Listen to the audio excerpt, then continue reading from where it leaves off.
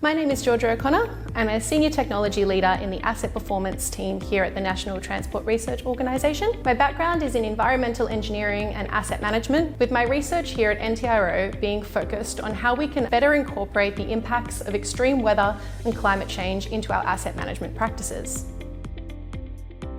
So this article was focused on the importance of and the benefits of understanding the impacts of extreme weather and climate change on our road networks. It centres around two case study projects. The first being Planning for Infrastructure Vulnerability Due to Climate Change, which was developed in collaboration with Main Roads Western Australia as part of the Western Australian Road Research and Innovation Program, or WRIP.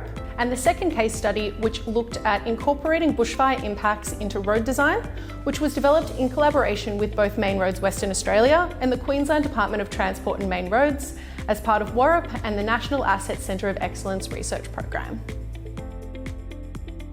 So extreme weather and climate change pose significant risks to our road networks, leading to often unacceptable social, environmental and economic consequences. In Australia and New Zealand, we have a combined sealed road network of nearly 500,000 kilometres and over 600,000 kilometres of unsealed roads, supported by bridges, major culverts and other related assets. Our transport agencies are responsible for ensuring that these assets remain open, safe and reliable for both the community and industry, to ensure that everyone can access the goods and services which they require. So our first case study project was focused on planning for infrastructure vulnerability due to climate change, by developing a strategic framework for understanding the potential future risks associated with projected climate change impacts.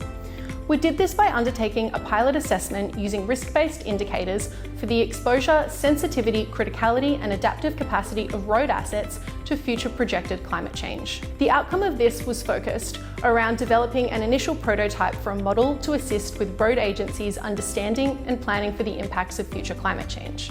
Our second case study was focused around how to incorporate bushfire impacts into road design. We looked at developing a framework for the prevention, preparedness, response and recovery to bushfire events associated with the planning, design, construction, maintenance and operational life cycle phases of a road project.